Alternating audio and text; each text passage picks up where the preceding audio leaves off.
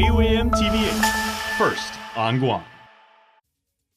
KUAM News Headlines is presented by Calvo's Insurance, a legacy of trust, serving Micronesia since 1938. Matson, celebrating 25 years of commitment to Guam, Micronesia, and the CNMI. Cars Plus Hyundai, home of the Kona electric vehicle, an electric heart with an SUV soul. Test drive yours today at Cars Plus. McDonald's of Guam, I'm Loving It, and King's Restaurant, serving your local breakfast, lunch, and dinner favorites for over 45 years.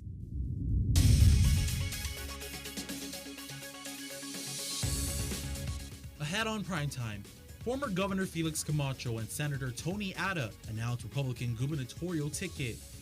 Plus, a verdict is reached in the trial of accused murderer Joyner Scott Sked. And a COVID cluster is found at the St. Dominic Senior Home. Hafide and good evening, everyone. Welcome to KUAM News Primetime. Guahusi Isaiah Uggan, and thanks for tuning in to your news leader.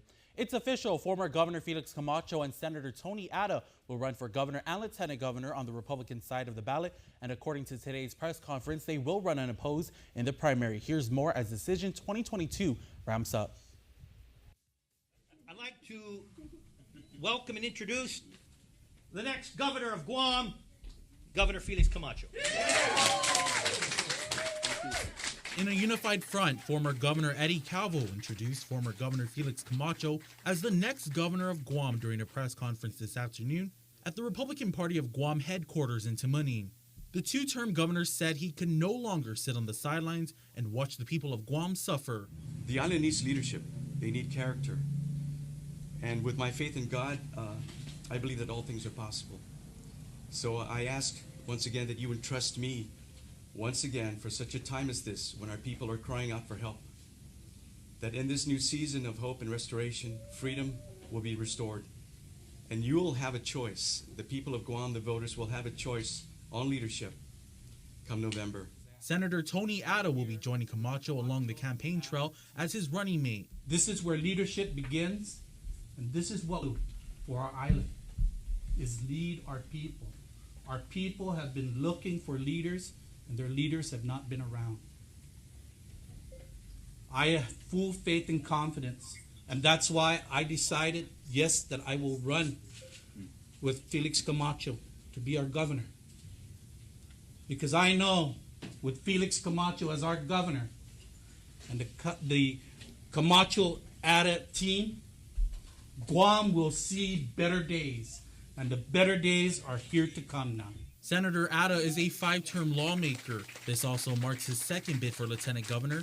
In Decision 2020, he ran unsuccessfully with former Lieutenant Governor Ray Tenorio. As for Governor Camacho, he served 2 terms as governor beginning in 2003. During his first term, he served with former Lieutenant Governor Kaleo Moylan and former Lieutenant Governor Dr. Mike Cruz in his second term. Dr. Cruz has been Governor Lulian Guerrero's chief medical advisor during the COVID-19 pandemic. Additionally, former First Lady Joanna Camacho confirmed today that she is retiring from government service. She was serving in the current administration's cabinet as the Deputy Director of Guam Economic Development Authority. Shortly after the Republican Party of Guam press conference, the Democratic Party of Guam issued a statement saying they look forward to the race. Quote, "We welcome the opportunity in the months ahead to remind the electorate that Mr. Camacho's time in office was both unremarkable and unmemorable, and that his final action as the island's chief executive was to rename Guam to Guahan. Much like his record in office, our island has also forgotten as well," end quote. The statement continued, quote, "The Camacho administration chose to take away people's tax refunds instead of helping them, put Guam into debt instead of erasing it, and was sued for not providing the tax credits to low and middle income workers. We anticipate the new Camacho campaign will want to rewrite their record, and we think that's a good strategy, but not as a winning one," end quote. Democratic Governor Lulian Guerrero and Lieutenant Governor Joshua Tenorio have announced their bid for re-election. It remains unclear whether they will be challenged in this year's primary election. Congressman Michael St. Nicholas, however, has publicly said that he is seriously considering running for governor. Also issuing a statement, Lou and Josh campaign chairperson Francis Santos says they're looking forward to put up their record against the former governor. Santos says they remain focused on the people and their needs and maximizing the $1.5 billion in federal assistance for our people. He adds they will continue to be tough challenges and our island and our people, and the voters will need to judge who is the best team to lead us through these hard times. We are confident that in the months ahead, Guam will see our ongoing commitment through our actions. We are all in this together. The governor is resurrecting the Programan Salapi program that will provide up to $300 in direct assistance to qualified residents. Governor Lou Leon Guerrero announced in a videotaped message saying, quote, "While the cost of gas is beyond our island's control, we can control our response." As our people head back to work, whether in our grocery stores or hospitals, our restaurants or schools, there is hope that the extension of Programan Salapi will provide you some relief. The governor signed an executive order outlining qualifications which previously were similar to federal assistance programs such as SNAP. Meanwhile, also in apparent response to rising fuel prices, Speaker Teresa Lahi has introduced legislation to eliminate the liquid fuels tax. Revenue from the LFT is meant to help fund local road improvements. The road to justice was paved on Tuesday as Joyner Scott Sked was found guilty for the murder of the former Humatec Mayor Daniel Sanchez. KUAM's Hannah Devonzo has this report. The tension in the courtroom ran high as all parties anxiously waited for Judge Vern Perez to announce the jury's verdict. We, the jury, in the above entitled action, find the defendant, Joyner Scott Sked, guilty for the offense of murder. The charges include murder as a first-degree felony, aggravated assault as a second-degree felony, and a special allegation of the use of a deadly weapon in the commission of a felony. After the verdict, defense attorney Terrence Timblin expressed his disappointment. We thought there was very little evidence, no direct evidence, and I guess they found there was enough what's called circumstantial evidence, so that's how it played out. On the contrary, prosecuting attorney Leonardo Rapadas expressed otherwise. We clearly had the evidence. The jury found that we had the evidence to prove and show that she was in the house and she was involved in the killing of Daniel. So I'm happy for the verdict in the sense that we have someone now who is being held responsible for it. But again, someone died because of it, and we're just glad. We believe justice has been served. Attorney Timblin revealed the possibility of an appeal for Sked in the future after seeing what will happen during Rudy Canata's trial. He's also one of the accused in the murder of Sanchez. His trial is scheduled to begin on March 15th. Reporting for Guam's News Network, I'm Hannah Devonzo. Officers from Guam Police Department's Highway Patrol Division arrested a 57-year-old man Monday morning for the hit-and-run death of 81-year-old Froland Rosales Poma on the intersection of Route 16 overpass and Alligator Street in Barrigada. It was around 6:30 a.m. on February 5th when Joaquin James Fajarin's vehicle allegedly struck Poma, who was crossing Alligator Street northbound from Cotts & Sons. His wife was also crossing the road with him but did not witness the tragedy as she was in front of him. She said they had just arrived on the island the day before and were continuing on to the Philippines. He was transported to GRMC and pronounced dead upon arrival.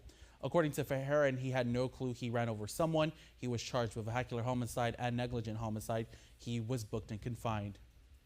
It started off as a night of playing darts but ended violently. Hercules Perez Excel and Sean Christopher Sablon were charged with attempted murder, second-degree robbery, aggravated assault, and theft of property. According to court documents, the victim was playing darts with the suspects early Monday morning when they beat him and stabbed him repeatedly. Then the alleged robbed him of $850. The victim managed to escape the home and waved down a patrol car. Aside from Excel and Sablon, a third person who was also present during the assault was arrested.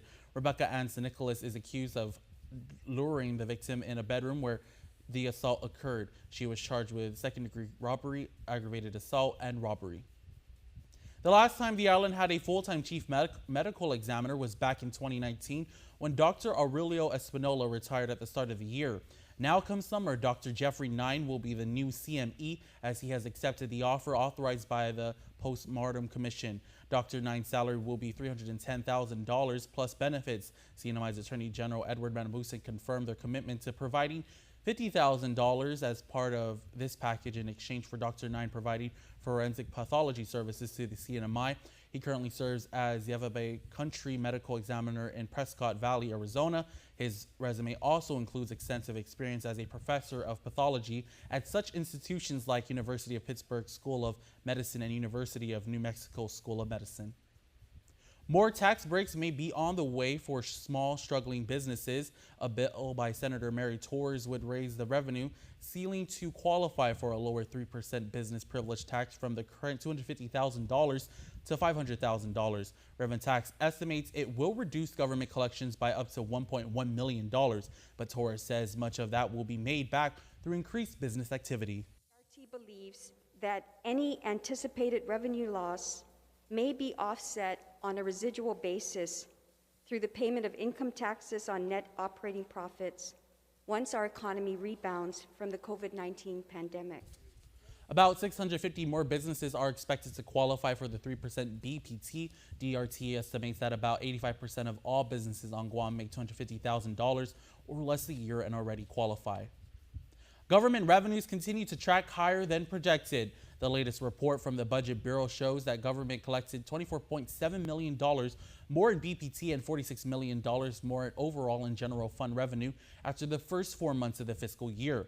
The trend had some lawmakers questioning the governor's position on a rollback of the BPT from 5% to 4%. Budget Director Lester Carlson was asked about it at the legislative session.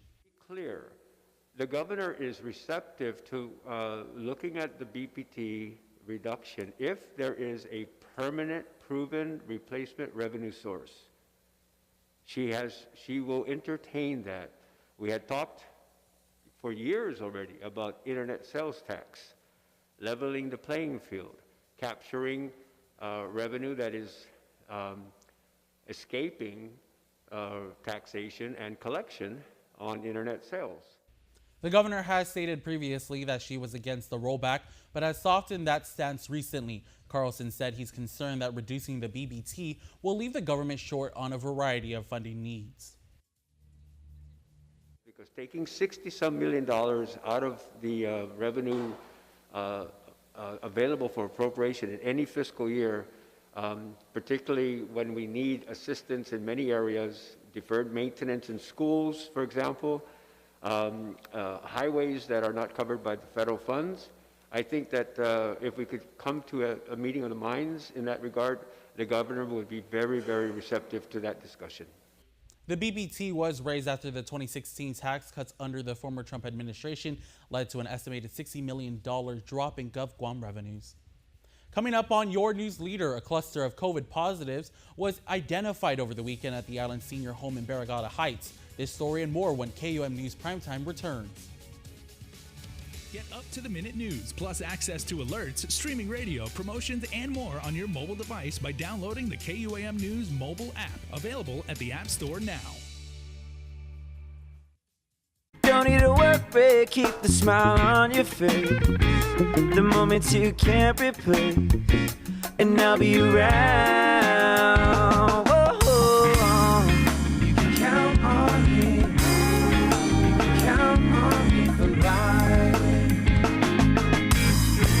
Wherever life takes you, we're always here for you. Calvo's Insurance. Count on us for life. I wanna live and feel life, chase my dreams in the sky, oh, in my pursuit of happiness. Oh, oh, oh, oh, oh, in my pursuit of happiness. At Bank of Hawaii, nothing means more to us than helping you pursue your happiness. Bank of Hawaii, live your happy. Happy day, my name is Jennifer Quijano Paredo of Protect Services. So when COVID hit, everything was about COVID, COVID this, COVID that, and somehow even my equipment was catching COVID. But joking aside, my equipment is important in our daily operations. Somehow I was having a difficult time getting through SBA. They were just giving me a runaround. So I reached out to our congressman's office, and with their team and the Guam SBA, they were able to help me in getting our truck repairs as well as another truck to keep our businesses running. And in the future, if you guys have any federal concerns or issues, reach out to your congressman's office. Thank you for helping save small businesses with federal funds. Thank you for helping save small businesses. Thank you for helping small businesses with federal funds. This ad was paid for with official funds from the office of Congressman Michael F.Q. San Nicolas. Let us know what's up on our KUAM News WhatsApp tip line at 671-727-0094. Share information about what's happening in your town, on Guam or the CNMI, and what you want us to know. Reach us on WhatsApp at 671-727-0094.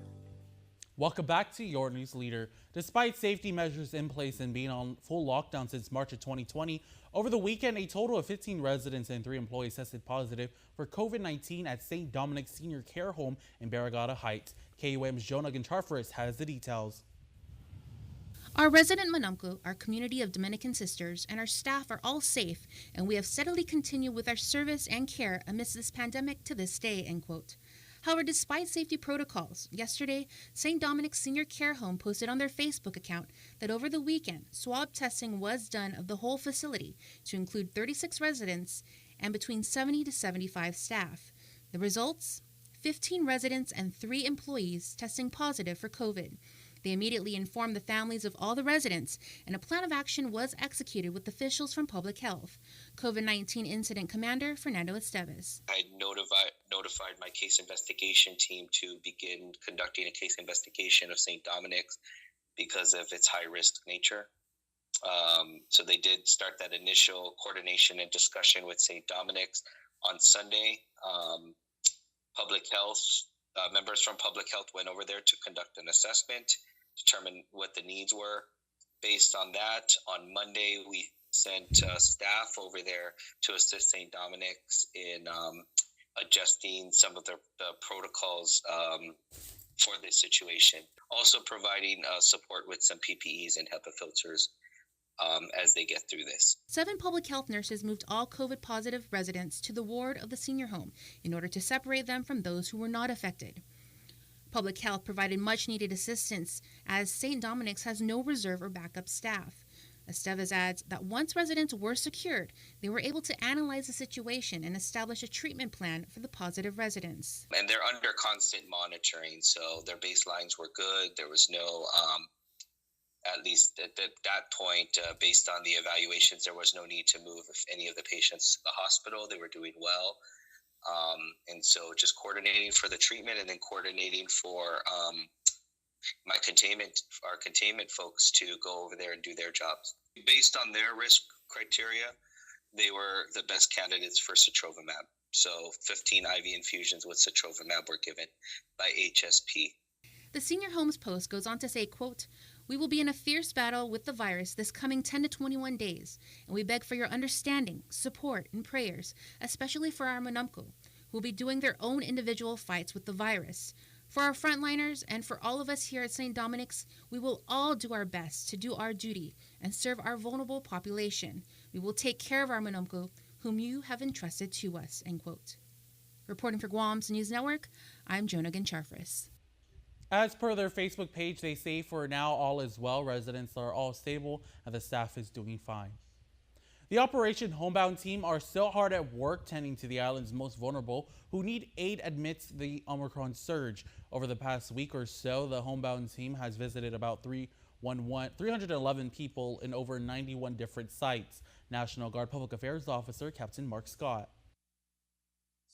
So this is a team, Daniel, of about 13 people, which includes Guam National Guard, there's social worker, nurses, there's EMT, and they're going around the island to those who are a little underserved, and they're connecting them to services. They've administered 116 vaccines, done some tests, and also very importantly, they've connected about 100 people to services, such as housing, transportation, healthcare via Medicare, and things like that. Operation Homebound will continue until all the island's most vulnerable residents have been identified and served. Till then, there is no definite timeline of when the operation will end.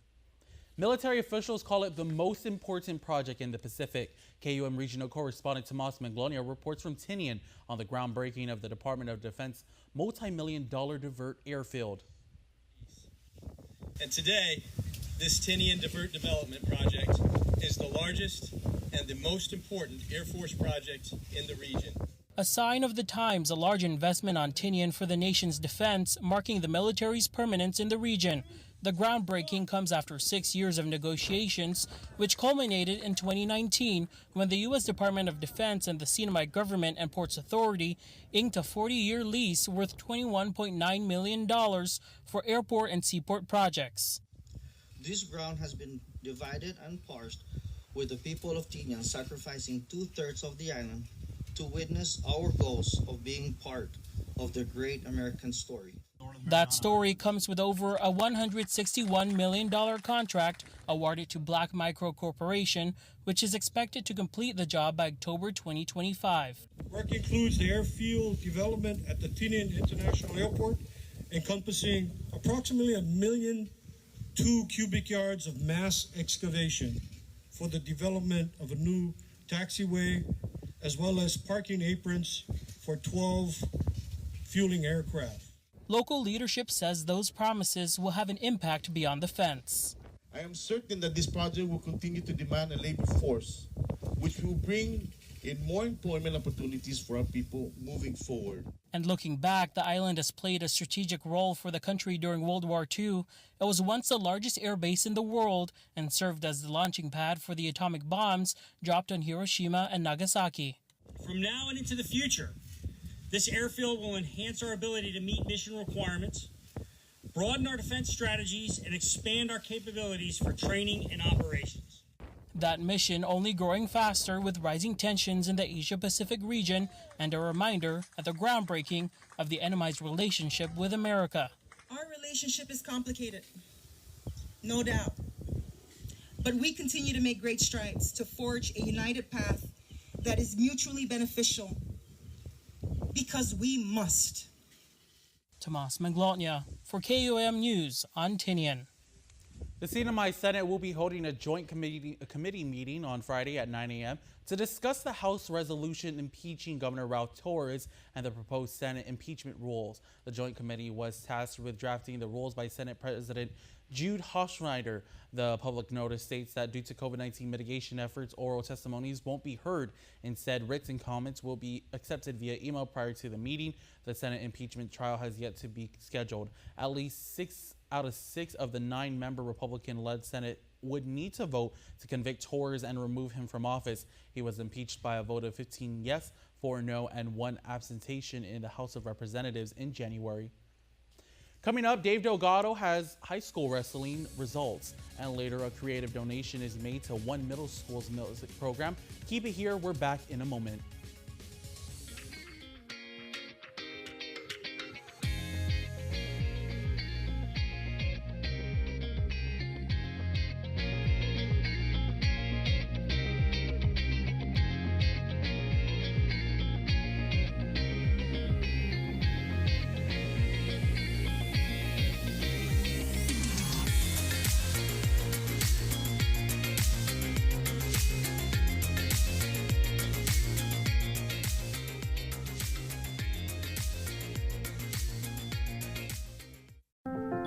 We all start somewhere. We start with the day. We start with him. We start with family. We start with a lesson. And the perfect wave. We start here and here. We start at your office and your home. We start with the connections that matter the most, the ones that move us, change us, inspire us. In an ever-expanding world, personal connections are what tie everything together, what ties us together. We all start somewhere. At GTA, we start with you. Beautiful. beautiful. It is, right, baby?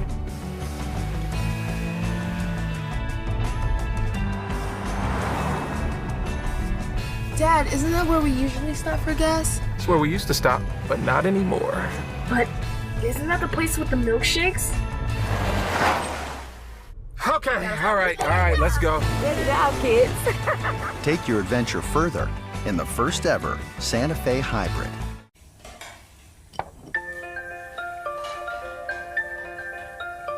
Honey, do you want some milk? Do you ever wonder how your favorite products make their way into your local stores? Most arrive on state-of-the-art Matson vessels that transport containers of food, household items, equipment, and supplies into the islands every week. Because we know that you depend on us, we work closely with our partners to ensure that our shipments arrive on time, all the time, so you can find your favorite products when you need them. We transport the region's most precious cargo that supports successful businesses and promotes a better quality of life for our families. Matson is proud to have been the hometown shipping carrier for Guam, the CNMI, and Micronesia for the past 25 years, and you can count on us to be here for generations to come. KUAM Sports is brought to you by Docomo Pacific. Better together.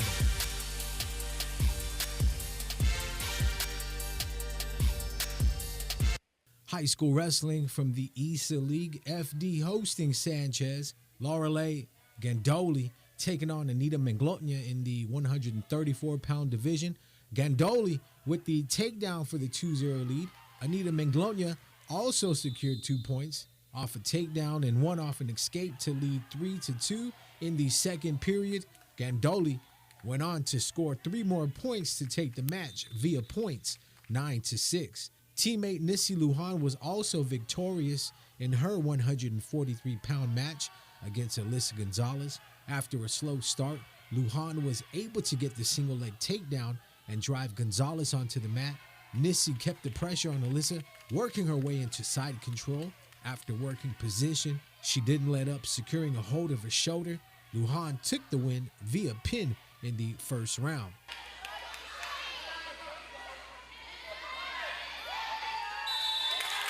FD's Coleman Poole had a dominant performance against Sanchez wrestler Drake Rodriguez at 184 pounds. Rodriguez attempted to throw, but Poole was able to counter the move. Coleman led from the start of the match, getting the takedown and scoring points off a near pin. With the lead in the final period, Poole was able to cruise to the 9-1 victory.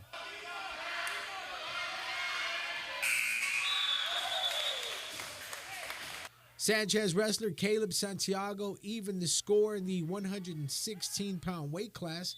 Santiago was all over Kyler Gambala, building a 5-0 lead heading into the second period. Caleb Santiago won via pin in the second round.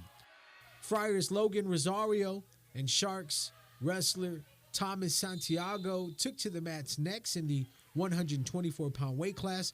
Rosario's takedown gave him the advantage after the first 2 minutes. With the match on the line, Rosario was able to score a point off an escape and pull off the win 6-5 against Santiago. Sharks 131-pound wrestler Melvin Ancieto put on a great performance against Friars wrestler Aiden Garrido. Ancieto controlled most of the match, picking up points in bunches. The Simon Sanchez competitor built a comfortable 11-6 lead heading into the last period. Melvin secured 3 more points before time expired to walk away with the win 14-6. KUAM Sports is brought to you by Docomo Pacific. Better together.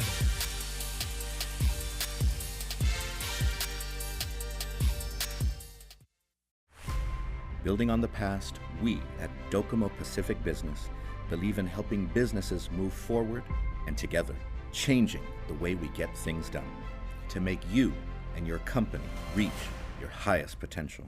Trust in our commitment to bring you the best solutions for all your business goals. We are Docomo Pacific Business. Let's work better together. Guam is truly a majestic place with its sheer natural beauty, wealth of beaches, and culturally rich landscape. Unfortunately, Guam has a real problem with unwanted invasive species. Help us in preventing their introduction and spread. The coconut rhinoceros beetle, the little fire ant, the African snail, Siam weed. These are just a few of the numerous invasives on Guam. Follow proper custom procedures when bringing plants and animals into Guam. Help protect Guam. Tell your family and friends about invasive species. To report invasive species, call 475-PEST. Hi. You look really nice. You look so cute.